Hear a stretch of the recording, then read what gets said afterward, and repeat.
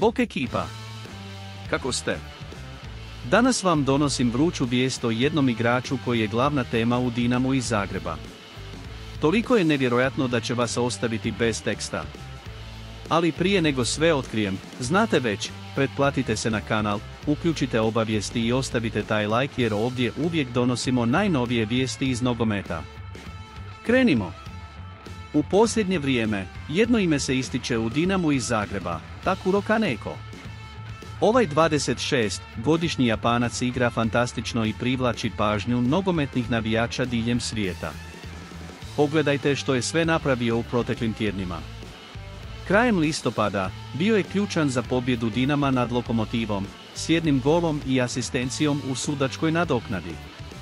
Zamislite samo kakva je bila euforija među navijačima nakon tog rezultata. Ali to nije sve. Prošlog tjedna, Kaneko je postigao još jedan gol protiv Astane. Taj momak ne šali se s poslom, zar ne? A nije bilo drugačije ni u ponedjeljak. Pružio je asistenciju za oba gola u pobjedi od 2:0 protiv Slaven Belupa. To je zaista izvanredna vještina i vizija igre, prijatelji moji.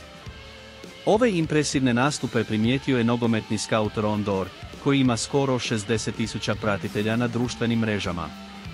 Posvetio je cijeli post Kaneku. I pogledajte što je rekao. Tijekom godina, samo 4 japanska igrača igrala su na visokoj razini u Hrvatskoj. Bili su dobri, ali ništa posebno. Ali ovo ljeto donosi novost. Dinamo je odlučio dovesti pritog desnog krila, nevjerojatnog Takura Kaneku, starog 26 godina. Morate ga pratiti, on je senzacionalan. I nije li taj skaut bio u pravu? Kaneko pokazuje svoj puni potencijal, a mnogi klubovi još uvijek nemaju pojma o tom kreativnom talentu ovog igrača. Kad razmišljate izvan okvira, rezultati dolaze, zar ne? Ljudi, što mislite o ovoj novosti? Kaneko je zvijer u Dinamu iz Zagreba i dokazuje da je pravi majstor. Ako vam se svidjela ova vijest, ne zaboravite ostaviti like i podijeliti s prijateljima. Ako još niste pretplaćeni, pretplatite se odmah da ne propustite ništa od naših novosti. Hvala vam i vidimo se sljedeći put.